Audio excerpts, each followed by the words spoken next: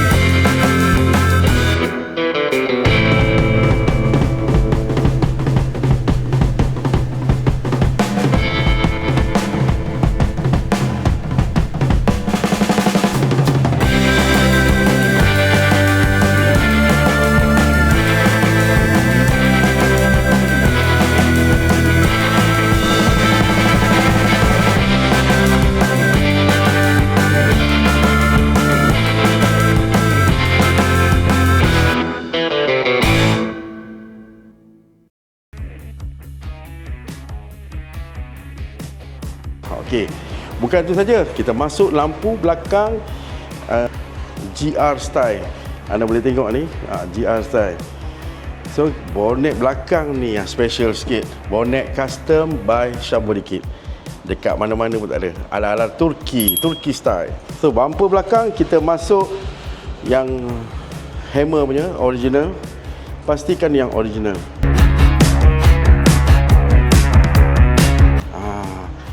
So ketinggian dia Vigo Champ ni agak rendah juga.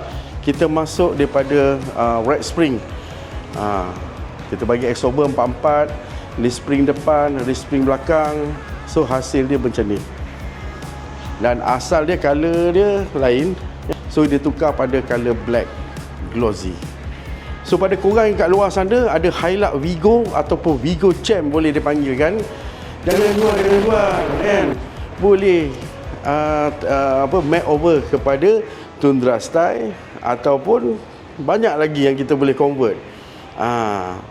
So mungkin kereta tu merupakan salah satu kenangan manis korang, betul?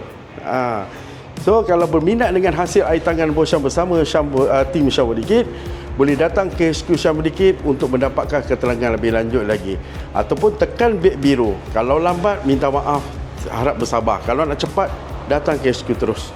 Terjah, tanya berapa harga. Harga tak perlu khawatir. Kita bagi harga borong. Pergi pasar raya, beli banyak dapat harga borong. Datang ke Shambodikit, dapat harga borong juga. Tak percaya, datanglah. Kan?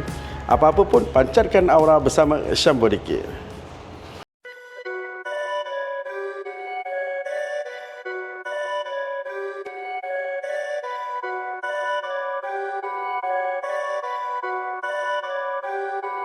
Perfect.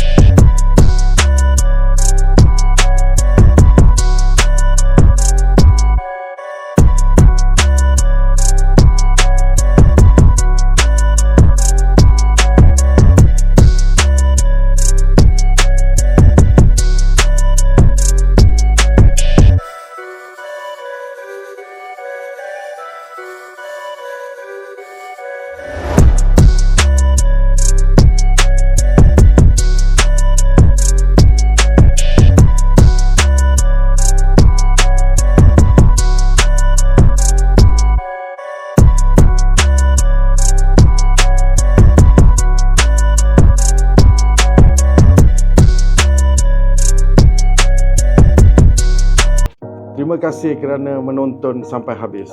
Jangan lupa untuk like, share dan subscribe supaya korang tak terlepas projek-projek terbaru dari Syam Body Kit. So, pancarkan aura bersama Syam Body Kit.